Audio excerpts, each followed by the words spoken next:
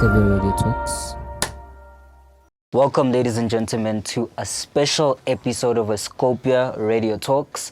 This is not a regular episode, hence you're watching it by where you're watching it at. Sitting across from me is a very special being who's been doing so much for the industry. He's been in the music industry for quite some time, or rather entertainment space, and has panned, I'll say, the way for a lot of industry kids, including ourselves. There's a reason why we're here. But nonetheless, let me not shy away or take away, the introduction. I'd rather have him to do the introduction. How you doing, bro? What's up, bro? How you doing? Good, thanks and stuff, bro. Good, am I good in the sound? No, it should be good. Should be good. Should be good. Yeah. I'm introducing this Slikour. But everyone knows who Slikour is overall, right? But, we don't initially have an idea of who is Slikour Metane. I don't know, so I'm trying to figure it out. For us? Honest answer. Yeah. I'm trying to figure it out, but like, are you more than a shell that's labeled with a name and a surname? And it's about what you put out in the world, So all it is that's just what it is. I'm just wrapped in a name and a surname, but I got things that I have to do while I'm alive, and it happens to be that they're around music, and they're around creation, and they're around creatives, and as the world changes, whether the new platforms are social media platforms, whether it's NFTs, whether it's music on a CD or a tape, the core of it is always going to be music and music stories that are told by people who mostly that's what they have, expression, So my job is to consistently be in tune with those spaces and with those voices of expression. No matter what, as I get older, it doesn't matter what their age is. Yet, and also be in tune with how the world is changing and how the world is consuming those voices, or those modes of expression, because it's not the social media that's the big thing. Social media is made big by human beings, who are expressing themselves. So we'd be fools to think that social media is bigger than the beings, just as we would be fools to think that a CD or an NFT is ever going to be bigger than a human being. At least up to this point, human beings have been the ultimate leaders of influence and direction of this world. So I'm a part of that, and I just play my part, as little as it is, and I listen, to be consistent with it, because that's really what I'm here for. And you've been consistent. You mentioned change, and obviously times have changed. But going back to like when you were growing up, how was it like? Because you have an entrepreneurial spirit as well. How was it cultivated? I'm from a family where, I was just talking about it about my daughter, who's 2 years old, and I can already see she's a problem solver. I'm from a background where my father, literally his highest grade was grade 3 or standard 1 or something like that. He's from the rural areas. My mother's grandmother was an entrepreneur in the 70s, 80s. He had a bunch of businesses. So, I come from a space where the people, at least my lineage, is problem solvers. It's people who try make things better for themselves, and through that it spills over to other people who benefit from that, because they are always going to be thinking of community whenever they make things better, So I'm from that kind of lineage. So the entrepreneurial thing, I guess, is a name. Once again, that it's a label, but it's really lineage. Your lineage is, are you a problem solving lineage, or are you or do you complement a problem solver by being the present operational hands? That means you could be an employer, or are you the person that literally um is the one that knows how to give the problem solver the information that they need? Are you a teacher? um, and and because as a problem solver, the more you learn, you innately become a teacher, at the same time, from your experience. So I'm kind of from that lineage, and I know that pretty much is what it is. I could have been passionate about making tea, and I could have figured out a way to like create my own tea bag, and start True. selling tea, I mean, back in the day, yo, it's even possible. today, I mean, so like I think that as long as I'm at the bottom line of me is a problem solver. That's my seed. And um and it seems like the field I'm working in is the creative and the music. So if you break down life from who are you as a seed, you have to literally plug into who the rest of your family has been, which you can't run away from it. Then you got to identify which field you are in. Some people could be entrepreneurs, but they're in the doctor field, the medical field. There's some people could be in the food field. It's all those things. So I'm in the music field, and it's about just nurturing it and learning and growing, and being better in that space. And you've been pushing for many years. I mean, I'm not really even pushing. I'm just alive doing me. true, but you've been in the industry for 2 decades, though. No, I've been in the field. That literally is the purpose of my life. So the industry is the boxes that everybody creates. I've been in the field. That's the purpose of my life. For 2 decades. So I'm not pushing. I'm just waking up to living what my purpose is. And you live it, and you're constantly making more moves to your purpose. Yeah, and that's why, going back to some of the questions you're asking me earlier on, when I was on my laptop, I was hearing you, and I was just saying, you see, sometimes, you can't, it's like in the field that you are in, and the food that you are planting, there will always be wolves. There'll always be insects that eat the food. There'll always be those things, right? So because they literally there's always going to be a balance of parasites.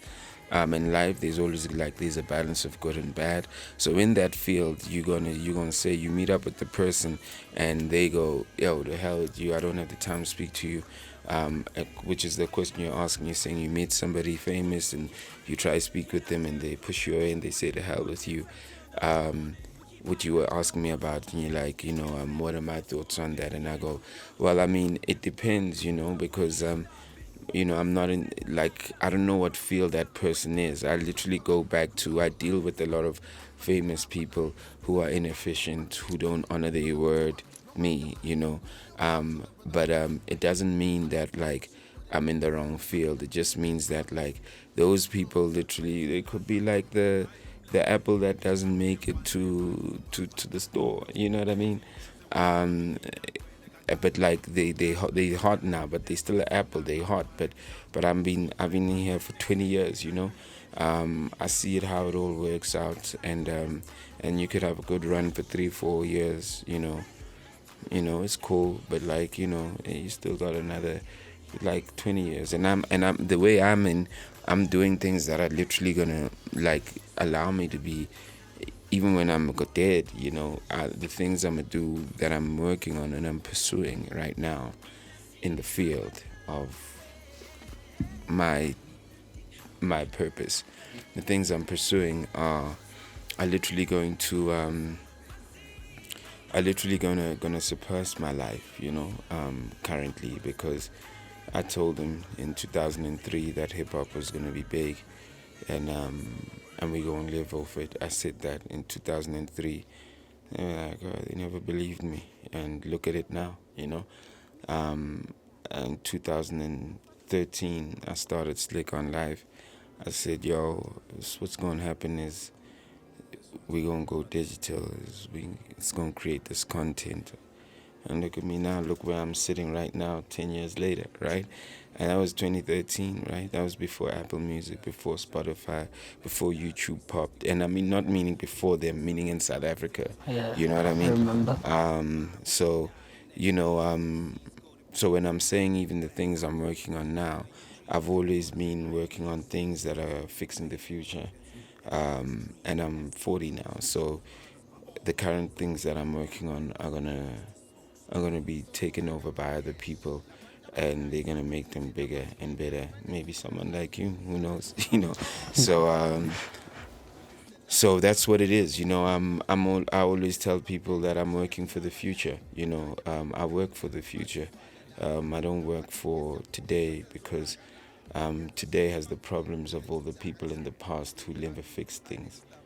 You know, so I work for the future. So in my field at least, and then I say my field, which is creativity, content, music. In my field, at least, things could be people could build on it to make it better from an African context, not from a global context where we've got all these incredible global platforms, but they weren't built from an African context. They were built from probably a Silicon Valley context, which doesn't speak to Ukwezi in Umlazi. or whatever the case may be. So how do we build these things? Although I'm not also like immediately speaking to Ukwezi from Umlazi now, but Ukwezi from Umlazi will have access to me quicker, like you've had access to me quicker, and he'll go, Mara asiyenza lento le Umlazi siyenza so, and he'll be able to influence it so it can have an impact to people from Umlazi. You know what I mean? So it's also important to say that I'm not building from a context or a scope yakwezu wasimlazi. I'm building from Usiyabonga wasekatlehong. Mara Usiyabonga wasekatlehong uyabazi abantu basimlazi. Lineage is from Escopia, Metane, like Usiyabonga wasekatlehong uyaziwa eMpumalanga, uyaziwa yonke indawo because of umsebenzi wakhe. And so the thing is that nalo msebenzi usazoqhubeka, and anyone will be able to influence it from a context of an African, and that will move to a context of a South African to a constant. It will start from a South African context to an African context. So that's where it is, and I can guarantee you half these companies or these global companies that are built in the context of Silicon Valley, Babize Bonke, all of them, whether they're the music distributors, whether they social media platforms, if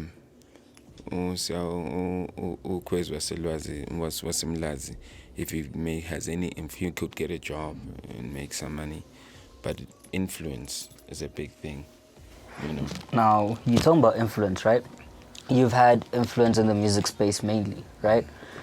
When did you gravitate towards music? When did you find yourself gravitating towards making music, creating music?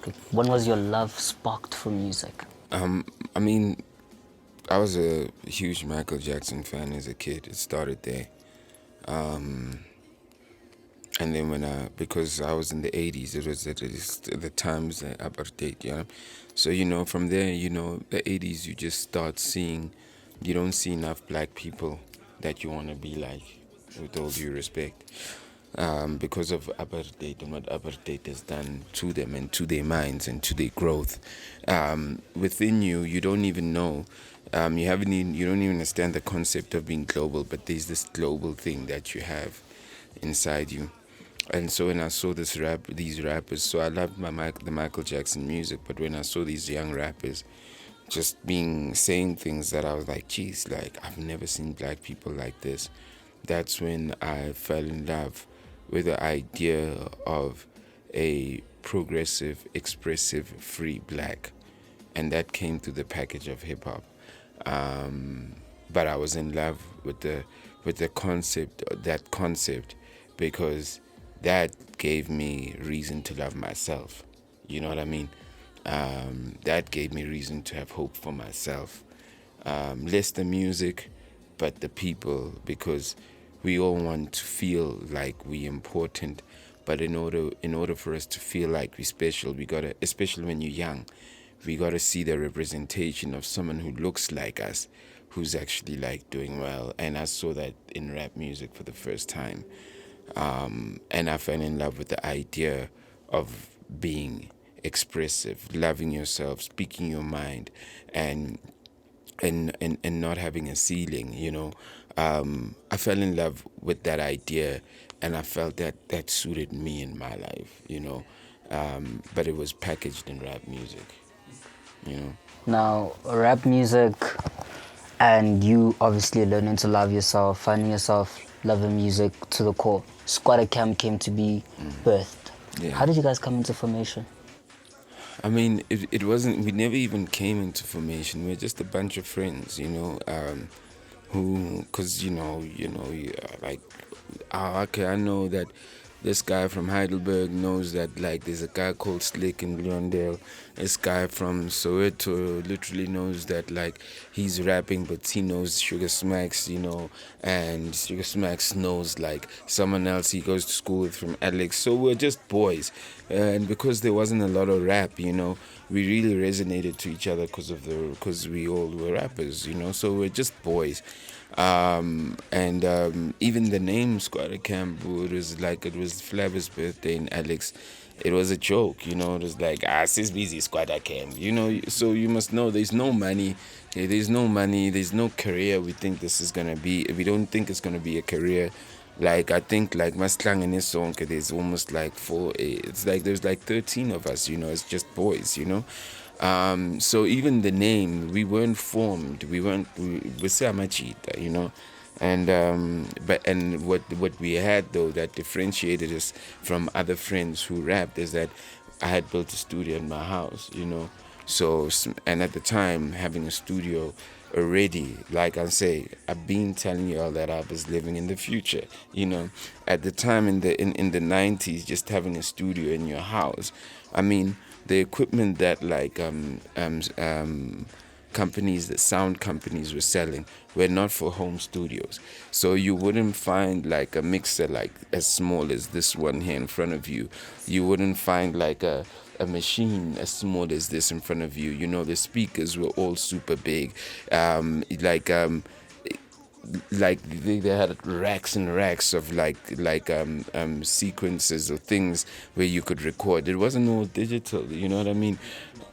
Everything. So what you needed to do if you wanted a music career, it's almost like you needed to buy. Imagine you still have to buy a computer, but imagine you have to buy almost 20 computers to start a music studio, right? So luckily my brother was into software, so that's when like the software thing was starting to happen, but the computers weren't. You have to buy an expensive computer to process some of the synths, whatever the case be. So luckily my brother was in IT. I did Jam Alley and the show Jam Alley as a contestant. I got some money. I started buying some equipment through Jam Alley. My brother got me the computer. Smacks literally saw what I was doing. He was an actor at the time. He spoke to his late dad to also like help us with some equipment.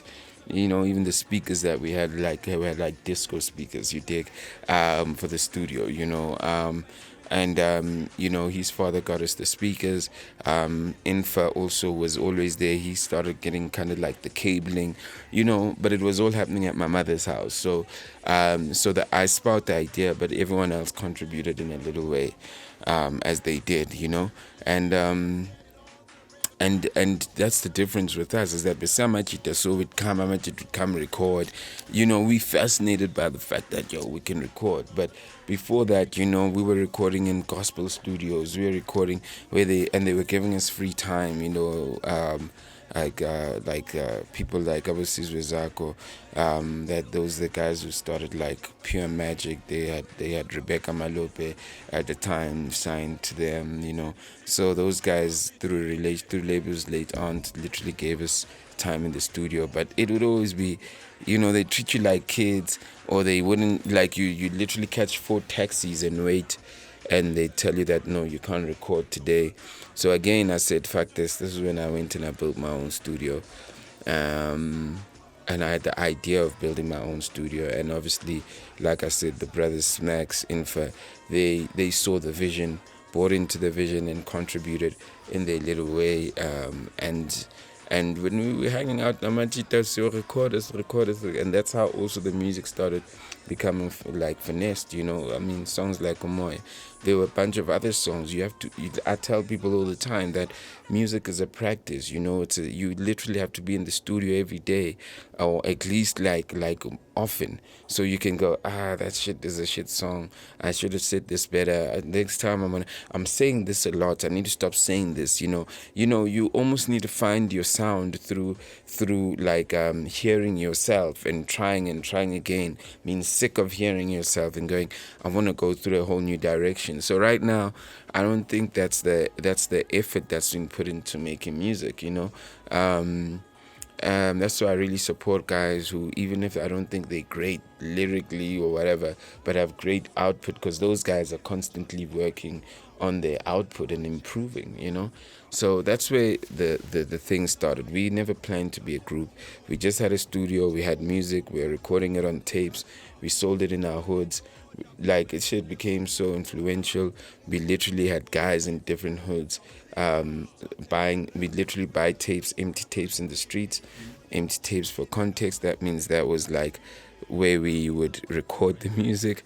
We'd literally buy empty tapes, go record, tape our music on these tapes, maybe have 10 or 20 of them, distribute them to cats in Tembisa, in Soweto, give them to them for 10 Rand, they'd sell them for 15 Rand. Guys who were literally good at selling, we'd literally start going, okay, here's 10 anyway, here they are on consignment, meaning for free. So you'll get them on consignment. When you've bought them, when you've sold them, you bring back the money to us, So we would start doing deals like that, we started this, and how going viral was someone who bought it during like during school times and during holidays. Mabaya Makaya, they literally played to other people, whether it was Natal or Cape Town, and then you hear someone from Cape Town talking about Skwatta Kamp, and you're like, yo, how did it even get there? And that was people carrying a tape. You went viral if people took your tape. If your stuff was worthy, if someone said, yo, when I get home, I'm gonna play this also, because it's not just the Joburg thing when I'm in Joburg, but when I get home, because there's a lot of students that would go home. So that was really the foundation of it, and we weren't planning it. You understand? It's it's that thing where you go pushing. We weren't pushing. We're just doing. You know what I mean? Life, that's what life is about. You've got the choice to wake up and just do constructive, or you've got the choice to wake up and just do nothing, and you've got the choice to wake up and just be and do destructive, but like, if you literally train yourself to do constructive, you'll always be working, and you'll always be doing things that you don't even know you're doing, that are influencing people or even influencing the future or the present, So you can't separate work with actually passion, and doing you. Doing you has to be part of your work, the way I see it. How big was your mom's house, bro? For you guys to be building a studio, you said that, there were industrial studio equipment, bro. So I'm sure the space, you have to have space. How big was your mom's house? Well, besides that, remember even when I described the studio, the reason why people weren't building studios was because of all this equipment. But the world was changing and it was becoming digital. So we had a laptop, we had a keyboard, we had a mic, we'd record in the toilet, one take. What? It's a one take situation. It's a 3-minute song. One take. You're all sitting there. Everybody must know the chorus. I'm going to tell you from the beginning that I'm going to go, yo, when I jumped out the elevator, she came through and she said, yo, you got to wait up. And when I say, yo, elevator, you got to go elevator. And I tell them, gotta wait up. So you got to literally go, gotta wait up. So literally everybody has to literally know when to say stuff. And the worst thing is that you've done verse. And remember, this is like a situation where we go with 16 bars of rapping. Then you got to breathe then get into the chorus and the guy backs you up on the chorus. Get your next 16 bars of rap. Chorus. Get your next 16 bars. The worst thing that can happen is that the guy who's on the chorus fucks it up on the second one. Yes. You know what I mean? Or you literally like say something, you say the wrong thing on the third verse. You know what I mean? So I mean, all that shit was intense, you know. So you know, I mean, even now, you know, I kind of forget, you know, that like, no man, just stop that thing. Let me just go. Hey yo, let me breathe. Let me just do it after the take. Let me do 4 bars. 1, 2, 3. I still have this habit of trying to rap a 16 bar, and I'm like, no, we're not there anymore. Just do 3 bars or 4 bars. Breathe. Listen to the energy of the 4 bars. Right from that, and then you know you'll literally be like in pocket with the drum, you know. So obviously you get out of pocket if you're rapping like almost like a 48 bar verse, you know, with no breathing and no stopping, and someone else there on the other side is taping, you know. And by the way, while that is happening, because you know you've got the beat like arranged, so he's arranging the beat, you know, on the other side, so every arrangement of beat and vocals is happening at the same time, you know, and in 4 minutes a song is done. Oh, wow, yes. No, when you're putting it like that, that's a mission. I don't think I'd survive that studio process, bro. Because all of you guys now are hogging onto one mic. Or is it multiple mics? We got one mic. What you mean? So we got one mic. Yes. We got one mic. You know what I mean? We got one mic. You get in the toilet. We lock you up. Yes. And you don't come out until your shit is done. Yes. You know what I mean? That is but pun there. Yeah. For real. You know? Now, cut and join. Yeah. Or cut and join. Yeah. How did that come about? What is the creation process for it? I mean, now that you're saying you guys recorded in the toilet. Shit. Is that a whole toilet shit with cut and join, you know? I mean, I think it was Skwatta Kamp that came first. That was the highly toilet one. The second one, by the time we were on cut and join, we were already like using software. Because what we used to do, we used to record directly to tape, you know? So like nothing goes computer, literally like it's like directly to tape, right? Oh. So that's why, you know, on a computer right now it gives you channels. The tape is taking everything. It's taking the beat, the vocals, everything, right? So what happens by the time we in cut and join, I think we at that time we already using technologies, but you know our computers couldn't take so many files, and it wasn't like a small MacBook. It was some PC that had a big hard drive and it was a big PC, and the worst thing that could happen was that for that hard drive to crash. Yes, this is those ones that were loading slow. Yo, you gotta wait. Yes, you know. So using those, what do they call them? And these things that you insert inside for storage. What do they call them? It's the hard drive. The hard you literally have. Okay, so you have the floppy disk. So the floppy disk couldn't take any music. They weren't big enough. It was a hard drive that would take that, but the hard drive is inside the machine.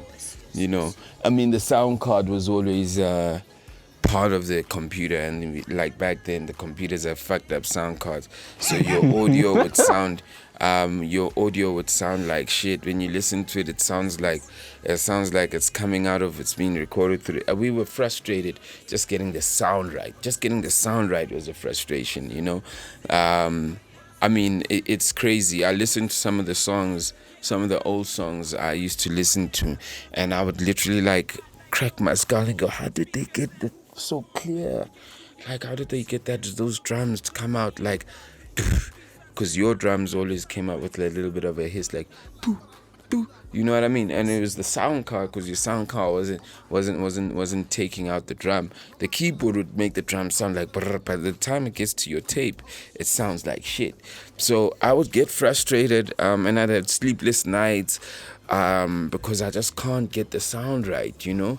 It was crazy, you know. Even when I think about it, I feel sorry for myself because of the way I was just so frustrated. So that's why when I hear these songs that I'd listen to, like the Mobb Deeps, and I just hear how that drum is like, I see how it's done, you know, so clearly, it's so clean, crisp. Yeah, you know, and then a part of it is about you learning how to mix. You know, so you learn that like the bass sounds good in the big speakers, and you kind of mix the bass equal to maybe a synth, and because it sounds like good on your speakers, you put that on tape, the bass swallows your drum. So now your drum sounds, because the bass is so heavy, and the bass now swallows your drum, right? Because when you're mixing, with like you the parts of the songs are literally like not like coming out as loud as a mastered song, right?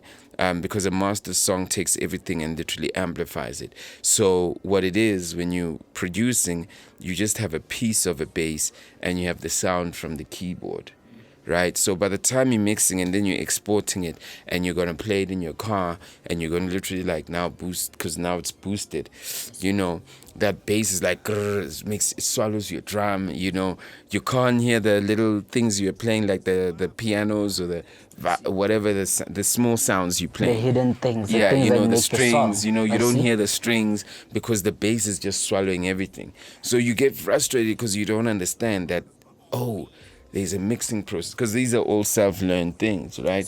So there's a lot of frustration. I think I've had my fair share of being frustrated in the studio, making music, but I'm enjoying that. I've just started making music again,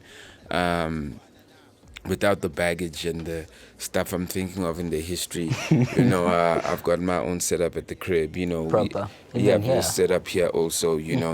And I'm producing, and the computers can process the samples. You're not to be frustrated by something being swallowed along the way. And unfortunately, I've got someone I can call when I'm going through things, and I'm enjoying just making music though now. It's just like I took some piano lessons, which like now I stopped at COVID, but I'm learning the piano myself. I'm learning to hear music.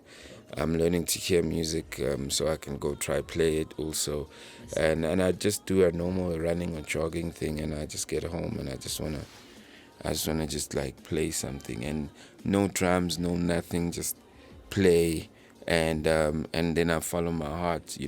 It's not like I'm not trying to make a song like this, like that. I'm just following my heart. Anything you hear from me, any music that's gonna come out, which something might come out in a few weeks. I'll be waiting. Anything you hear from me is gonna be. You must know that it was an organic process. I played it myself. In fact, the song that I might take out, I brought in some like instrumentalists also to play some stuff also live that I already had an idea for while I was playing. So you must know the stuff that's gonna come out is stuff that I produced, I wrote, I played, and it was just, I was just having an intimate session with myself, and then the words just came. Shit, that is fire, bro. Yeah. Now backtracking after Cut and Join, right? When Cuckoo Function dropped, it went gold. How did that feel like, bro? And what value did it bring to the team? The thing was that there was never an album that's gone gold before, a hip hop album. What? Yeah, we were the first, So it wasn't just like we went gold. It was like, yo, hip hop just went gold. That was the news. It wasn't about Skwatta Kamp. It was like hip hop just went gold. The album went platinum. Then, it opened the doors. It opened the doors for everyone, When we thought that was the change, look at what has happened 20 years ago, 20 years later with hip hop, So it wasn't like an individual success. It was an industry success. It was an industry success. It was an industry benchmark. And that's what we did. When we went gold, we literally moved, made history. From a South African context. You guys were pushing an independent deal, direct distribution deal with Musica. Those that don't know Musica, just know you're too young. Yeah, Musica, look and listen, yeah. You know what I mean? Y'all pushed a direct distribution deal with them. Someone else would be like, okay, direct distribution, what do they mean? Was it a thing of getting my music out there on digital platforms? But in that case, it was like CDs, cassettes, and stuff like that, right? Yeah. But before we tap into that, you guys got bashed by Gallo Records. Right after that, you like bashes like you got approached. Yeah. How did that record deal come about, bro? And y'all were the first to do it. Superstoller literally they were following us. I think we just won our first summer award at the first official hip hop summer award, right? All the time the award was being given to they said rap, they'd give it to guys who were doing a bit of Guaido or I mean, I know Zwei has got one too from TKZ, and that was, Bob Mabena, the late Bob Mabena, but like we were like, that's not even hip hop. But considered. Shout out to them though, and much respect to them. And we were the first kind of hip hop outfit that's just hip hop, boom bap, to win a summer award, a South African Music Award. And I think, that what happened there is that, like, I got on stage and I said something like, because, we used to do our own deals, like you say, with the Musica and the Look and Listens, which means that, like, we would print our own music, think about, like, food, print our own music, deliver it at the stores, do the deals, all that. So, we were very aware that, like, people needed to go to store. So I got up on stage and I said, like, if our music is not in every store, you must burn it, That's what I said, like, at the Summer Awards. Which was, I think, was pretty much of a provocative statement, and it would set the tone for the rest of my life in the industry. That, like, don't trust that guy with an open mic, And you see, my thing is that, like, I've never said, I don't say, people always like, I'd say these things that shock people, but like I've never bashed my own people, my creative people or artists, but I've always questioned the system. So people are never ready for that. So people think that, like, and I'm digressing a bit. People think that, like, saying shocking things is actually tearing your own people down, where we say things that for systems that are putting us down, if I cannot pick up the phone and tell you I got a problem with you, I'd rather try to do that first and say it on social media, But again, I digress. Let me come back. What happens is that, like, Gallo sees us from there, and the guy a guy called Superstoller, starts following us. Okay. On Twitter. Just play. You see, now he's following us to Cape Town. Damn. For a concert, there was a concert called Kappa versus Josie. Shit, so he flew down. He flew up. Yes. Oh, yeah. He flew up to get down. I see. So he follows us to Cape Town, and there's a big show called Kappa versus Josie, where it's like the Cape Town, the Joburg artists. Joburg, you got artists like Proverb, Zabs, ourselves. But Joburg killed Cape Town that night. Damn, Joburg killed it. Imagine. We went to Cape Town with the bus. What? I know, that shit is crazy. For us, it was like, yo, it's the biggest thing. We need to be there, Whether we're flying or driving, don't matter. Man, forget flying. No one thought about flying then. True. We going there with the bus. It was one hell of a trip. When we get there, the bus hasn't been paid for, so it doesn't want to bring us back. They no more. So, like, Superstoller literally flew everyone back from Cape Town, but he was there for Skwatta Kamp, just to see that. And then how that connection happened. Junior from Boom Shaka literally said, yo, this guy Superstoller's trying to get a hold of you guys, and he gave us the contact. I think Lebu got a hold of him. And we got signed. That was the first hip hop group to get signed also, So he DM'd you. Yeah, this now you see, now you have to, this is why everybody thinks that a post is enough. People were flying to connect with you.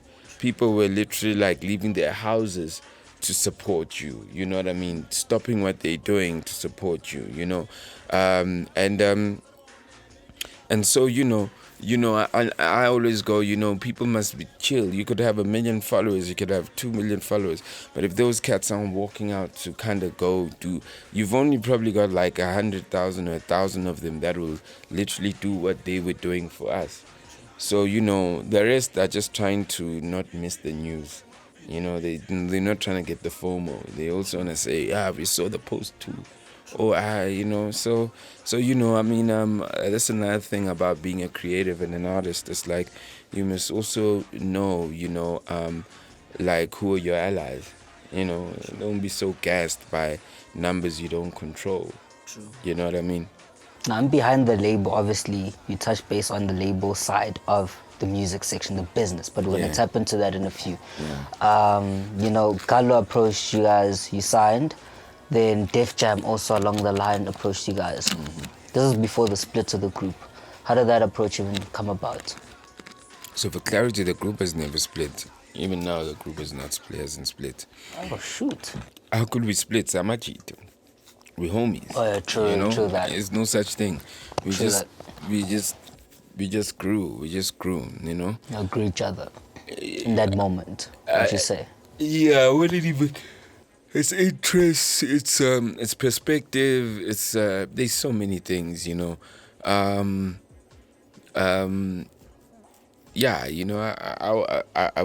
never split. It's just things just happen, like natural occurrence. Like when we hook up, and if we're in this studio right now, it'll be popping, you know what I mean? And they just be getting drinks. If there's instrumentals, it'll be popping right now. That's just how it is, That is fine. I mean, we got a full album ready for pre-order right now on Apple Music with Skwatta Kamp, so you could just go get that even now and just get the pre-order, since we're here.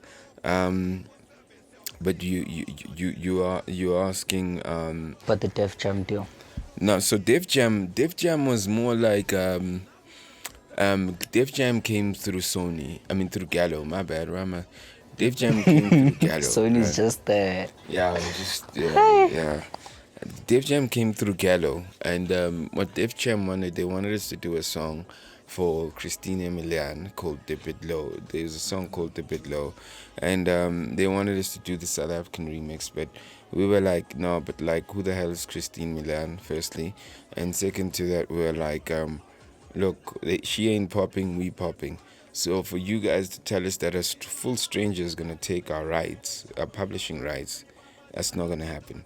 So that song never happened simply because, the split sheet conversation, they were like, nah, y'all ain't getting nothing. This is an American, and y'all just gonna rap and forget it. You know what I mean? So we're like, nah. Yeah, if we ain't in the cut, then nah. And then our only way of bending was saying, let Christine Milan release this version in America, and then we'll let go of our royalties, because then she's adding value in our lives. You know what I mean? The label was furious that like they'd spoken to Def Jam and they were so excited about it, and they pitched the Skwatta Kamp, and now the Skwatta Kamp is full of shit because they seem to know their story. You know what I mean? They're trying to exploit you guys. I mean, publishing is important. It's essential. Exactly. And I mean, it's not as if they were resources available for people to learn about publishing rights, or were they? I mean, there were companies. I mean, we knew our shit, so it wasn't even like they knew. If they knew what they were doing, the fact that they knew what they were doing. They really knew what they were doing. But again, I always go, sometimes, you someone else's bait for them for you someone else's bait for a bigger fish, and I think that for them to allow that, clearly we were the bait for a bigger fish inside Gallo. It wasn't really about us. So if we can throw you the Skwatta Kamp, what will you return to us? So you must know when you bait, and I think we were just the bait. And fortunately, even as a group, we all we agreed and we said fuck it, and the label was mad at us. It changed the relationship with the label. Yes, yes. I mean, the guys one time were sitting And they were like, fuck it, we're gonna go get our royalties from the label now. They went to the label and they said they want their money now. They fought, they got paid. I don't know. It started just becoming like a death row kind of situation. I see, with Tupac and them. Yeah, so but we know there were worse stories than ours. But like during the time, because guys would literally go to labels with guns to ask for their royalties. What? Because yeah, that's what used to happen during our time. Guys would come with guns, to get their royalties. Not us, but the artists of the day there. Or guys would come with bats to say, yo, where the fuck is my money? You know what I mean? I think with the bats, I think I might know who you're talking about. Yeah, I mean, but we from that school of musician and artists, where like now, yeah. So anyway, that's just pretty much what happened with the Def Jam thing. I mean, further than that though, what happened is that like we were about to have our own relationship with Def Jam and Skwatta Kamp, because at the time Ludacris was really big and he came to South Africa, and he was like closing the show. So they called us up and they were like, we put a challenge to them. We said put an African act. As our dude at the time, Peter, literally like challenged the guys from Ludacris's camp, and they're like, oh, okay, we'll see. But Ludacris is. So Ludacris did his thing, went backstage, invited us to his backstage, whatever. Did his thing.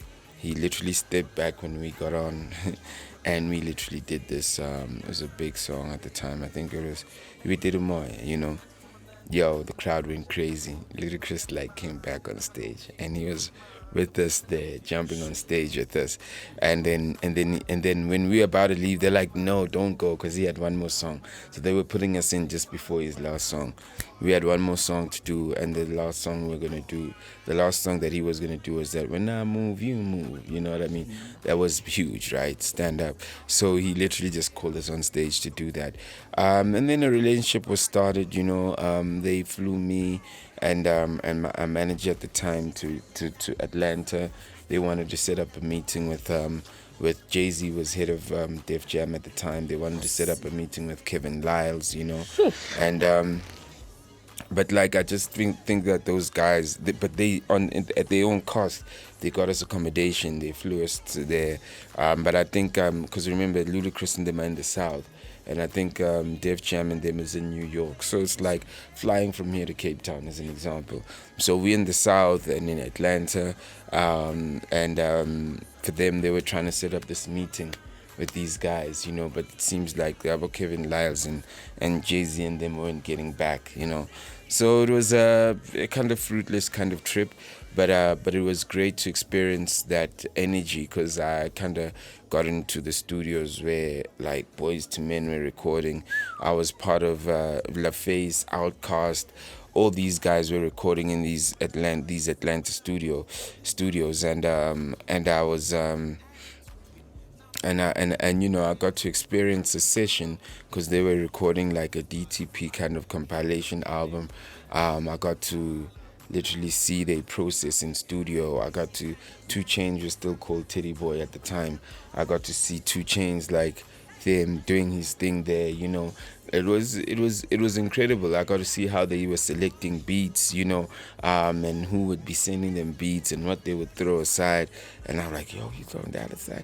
It was a great experience, and then I started understanding why certain music works for certain regions. At the time, Young Jeezy was popping, the Snowman, and I never understood what was pop. But when you're in the environment, then you feel it, Ludacris was still, Nas was still going out with Khalees at the time, and I was at they had a Virgo party when Nas came to the South, and they had like a joint party with Ludacris. He came with Khalees, and just being around those spaces, and it's like, okay, this is how things work. If only social media was around at that time, a lot of shit would have been out. You best believe, you know what I mean?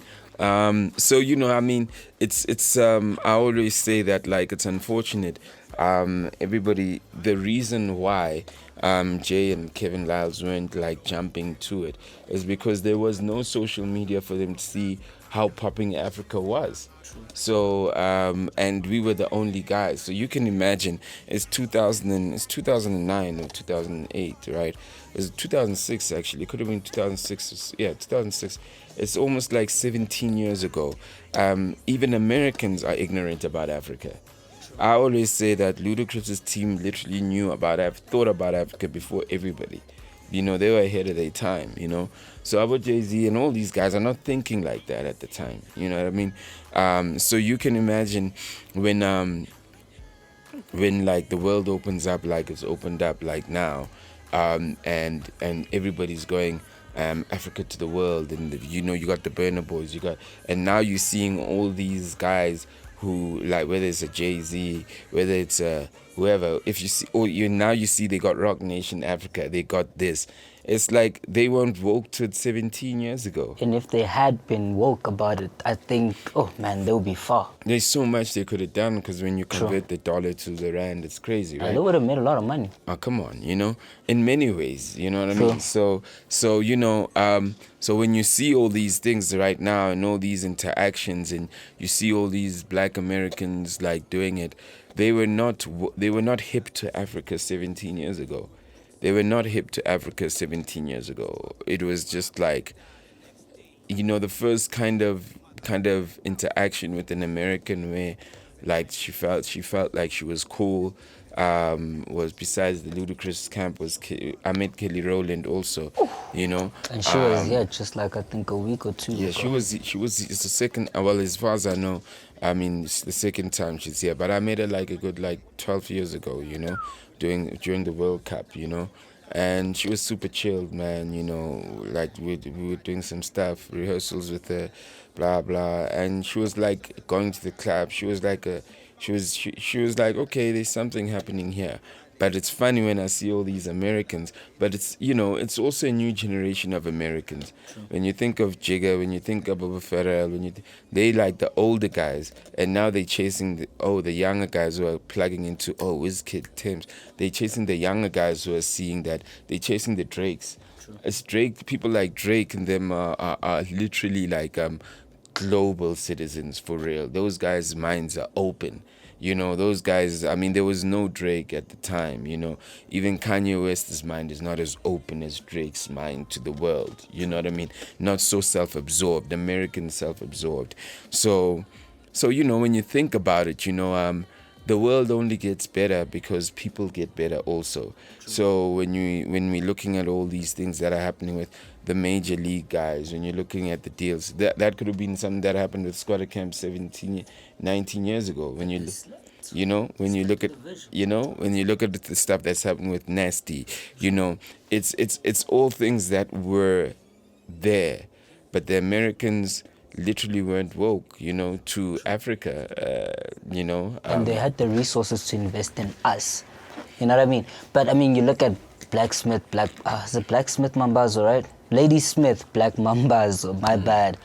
Look at how I think they were like, they took South Africa on an international level, and I think that's when they realized, oh shit, the likes of Miriam Makeba even, like, oh shit, okay, there's such people that exist, there's such talent, but they didn't necessarily see the hip-hop scene, they didn't get at that time. Well, I mean, you gotta see it this way, and that's why I say it's people, people can literally move forward, and they can also be regressive. Miriam Makeba was the biggest black artist in America.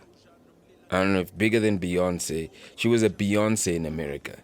That's who Miriam Makeba was. You look at people like Abubakar Kaifa Semenya, they were working with Quincy Jones. Those black guys, they were all young, but they understood. They were progressive. About Quincy Jones and all the people that worked with him, those were black people who were progressive, who said, how are we going to really bring in this African sound? So those guys literally were worldly people. And then the rappers come. And when the rappers come, although I illustrate that the guys, they literally were regressive. they were backwards, you know. So there's progression that Abu Quincy have done to connect the world. When the rappers come, the rappers, obviously, they're trying to survive in America. They're talking about that, so they can't think about all the things of the rest of the world. So, you know, this new group of young Americans is regressive. They don't pick up from the progression that, like, Abu Quincy and all these other Americans have made with the rest of Africa from a musical perspective.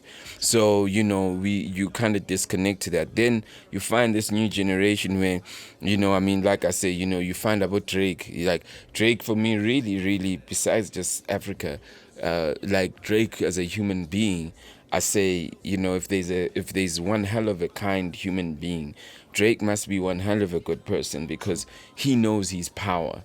He knows what it means when he posts you up. He knows what it means when he throws your even till this day, he's throwing random people's songs on his albums. He knows what all those things mean, because he knows he's got that power, and he's got that the freedom of creation, right? So, like Tim's, the steps that Tim's has taken, you know, Wizkid, you know, this is Drake, you know, this is one American who literally, like, in my view, has literally made everybody go, let's wake up to even if he's not involved in the rest of the Africans that literally start popping.